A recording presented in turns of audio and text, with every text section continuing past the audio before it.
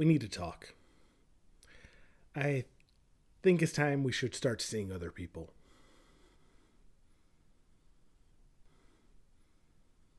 No, no, no, there's nothing wrong with you. It's just, you're not a good fit for me.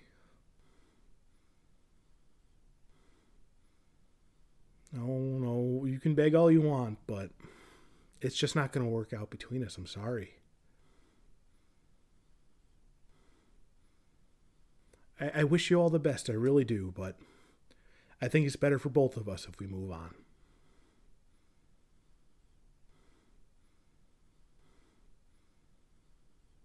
Breaking up is hard to do.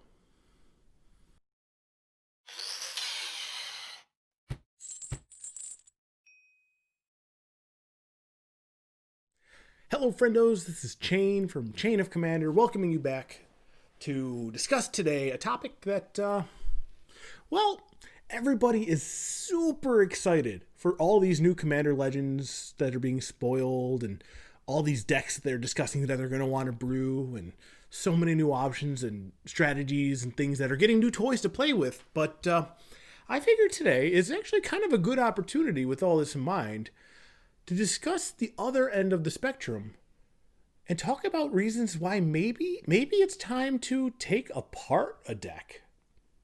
Now, before we get into this, I do ask if you end up enjoying this content, definitely consider subscribing below. I'd love to have you folks join us going forward. And you know, if you like it, you like it. Hit the like button to show it. And if for whatever reason anything I say today sparks a deck building drive within you, consider using your TCG Player affiliate link to purchase any of the cards you're going to purchase. Because you know what? It won't cost you a single cent more, but it will help out the channel. You know, I'd appreciate it. That said, let's kind of get into this here because personally, I'm not one to fully dismantle a deck, or at least I haven't been till this point. I normally try to make it work, go through mega changes through it, and they might be large iteration changes where there's changing 50 to 60% of the deck, but I have a common thought that I'm trying to achieve throughout it. But that might change. We'll get to that later. So what are some things I keep in mind when I decide whether or not it's time to take apart a deck? Now, the first one I keep in mind here, is it a precon?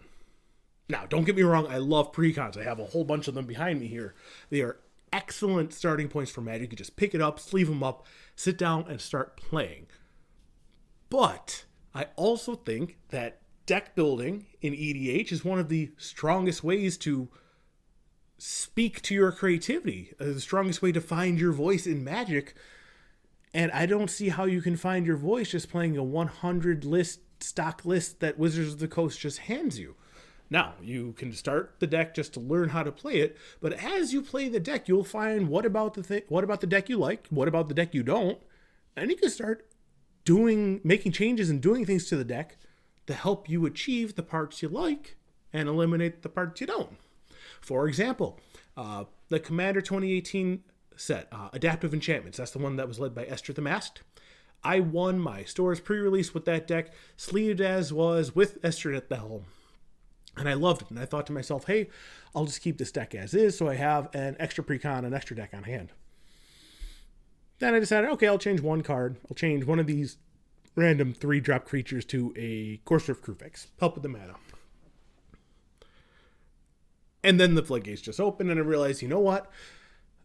I like drawing cards the most. Let's shove in every Enchantress. You know what? I like the Aura Thief combo. Let's shove in all those pieces. And eventually, Estrid got moved out of the command slot into the 99, who replaced Tuvasa. And then further down the line, she just got cut completely, at which point the deck was like maybe 15% of what it was from the precon, and it was just an absolute change.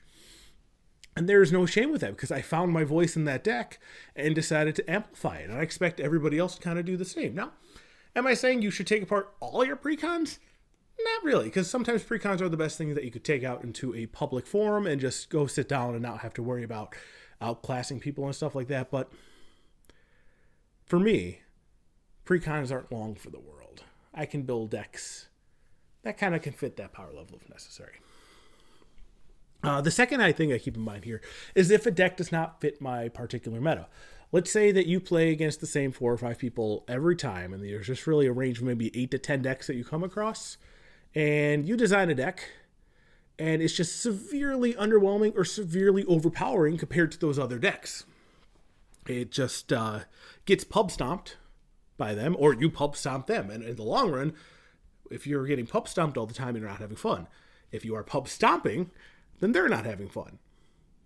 Now, if you're pub stomping, it's easier to tune down a deck, but sometimes decks just can't be tuned up. A specific strategy just can't be tuned up enough to compete with others. For example, I recently built a Tayam Luminous Enigma deck. I purposely capped my budget at $150, and I built what I believe was a super fun deck. However, I took it to my friend's house. We played with our local group of people, and it just got smashed. It was just way too slow for the rest of the table, and it just got roly-polied over. Now, if these were the same people I'd be seeing week in and week out, to the point where my deck would never be able to compete with any of their decks, I would seriously start considering having to take it apart in order to use the pieces for something else. Luckily for me, I did find a place where the Tayam deck can compete. Just through online playing with people through webcam magic, I've been able to find several groups of people where it fits in quite nicely. I've been very happy with it since, but if you don't have that option to find that separate meta for your deck to fit in, you got to take a real look to see if that deck's not ever going to be played again. If you have to shelve it because of power level issues, is it worth even keeping around in the first place? These are the questions you got to ask. The next one is kind of the opposite of this. Same thing. Let's say you're playing against the same 8 to 10 people every time. Now your deck, while it competes, you start tuning it to really, really answer the threats of those particular decks, to the point where you have pieces in your deck that are only good against that deck and not any other decks. This, down the road, leads to two sort of situations. Either one, you stay within the meta that you keep playing in, and this deck just becomes such a pain for everybody else to play against that they don't like playing against it anymore. Or two, you go out into the real world, into an open meta, like at a GP or another large event or an FNM, and suddenly you're playing against decks that your deck was not designed to handle, and you just get rolled over because you do not have any of the appropriate answers. Decks built out of, I don't want to say spite, because I don't think they're built out of spite, but decks designed to answer specific threats and to metagame specific threats aren't really long for this world, because as soon as the threats that they are answering are no longer there, the deck just kind of falls apart. So don't tune decks too much, and if you do, it might just be time to shelf a deck. It's within the realm of reason. The next one I have, and this is kind of what happened with my very first real attempt at a commander deck.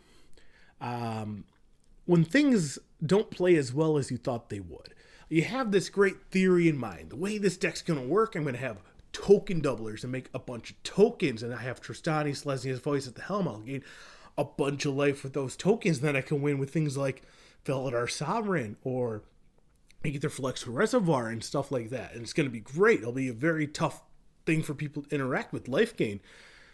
And then you go out there and you play against things like Cyclonic Rift and Damnation and Golgari Charm and stuff like that, and you just find that your deck is super susceptible to the point where you can really never get your game plan going. Maybe it's time to kind of look at it. And that's what I did. I ended up looking at that deck, and that deck went through major revisions. It ended up adding a color and moving over to Tana and Sidar, the partner commanders. I eventually picked up one of the Garrod Populate decks. I tried him at the helm. Still didn't work for me. Eventually moved over to Hazezon Tamar. And when I moved to Hazezon Tamar, I really revamped it to the extreme, where I essentially took out the whole Soul Sisters element that I was really trying to go for through the first few iterations and just went straight tokens. And since then, it's been a lot better. But between its first iteration as Tristani Selesnya's Voice to Hazezon Tamar, there is not as much overlap as there used to be. I would say there's probably like 20 cards the same, and Tristani is no longer even in the list. So if a deck just doesn't do what you think it's going to do, because remember, what you think a deck can do is all theoretical, magical Christmas land sometime.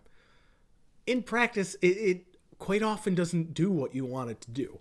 And if it doesn't do what you want it to do in the long run, and if it like even just does what it wants to do like maybe 1/20th the time, is it worth playing the deck if you don't really get to do what you want to do? But all of these things I said before really can get trumped by this last one here. It can tick all the boxes that I've already listed and not tick this box and the deck stays around. Alternatively, it can not tick any of the previous boxes, but it ticks this box, and that deck just ends up going. And that question is very simple. Do you still have fun playing this deck? If you enjoy playing the deck, no matter how hard you get curb stomped or how not often it does what you want it to do, as long as you have fun playing it, it's worth keeping that deck around. However, if you don't have fun playing it, if you get frustrated by the way it's being played out, or if it's just too linear for you, maybe it's time to call it quits. It's not worth keeping things together just because it's together if you're never going to play it because it's not fun. And that's kind of where I'm at with my buddy Nekuzar here. I put him together. I tuned him up. He's got like a perfect Frixis mana base. He has all the expensive wheels and counter spells and stuff, and he just isn't fun for me. Haven't had fun playing him. So I think it's time to just dismantle him. But it'd be an absolute shame if I let all these great Grixis pieces go to waste. So at this point, I want to hear from you folks. I have pretty much all the Grixis staples. What should I build with them? Is there a different Grixis commander you're suggesting? Are there any things from the new Commander Legends that you think would be fun? I know there was that one that you can tap to give things Encore. That one looked kind of cool, and it had partners, so you could put it with something like Vile Smash or something like that. Or I was also thinking, you know what? I can use this opportunity to break out of my comfort zone and do something completely new. Maybe make my way over to Kess Storm in CEDH. Just proxy the cards I don't have. I heard that proxies are okay over there. And see how that works out for me. Definitely let me know. I want to hear from you folks what you think the next iteration of this deck should be. Comments below. Love to hear them. I'm open to many, many ideas. All that said, thank you all for joining me today. Like I said, if you enjoyed this and you're not subscribed, definitely consider subscribing. If you're already subscribed, big thanks to you guys. You guys don't understand how much it means to me. I hope you guys enjoy this month of November, the home of my favorite holiday. And I'll be seeing you guys again soon. Soon. I'll see you again soon. I'm Sean Connery and I'm dead now. Too soon? Oh well. Bye. Junior.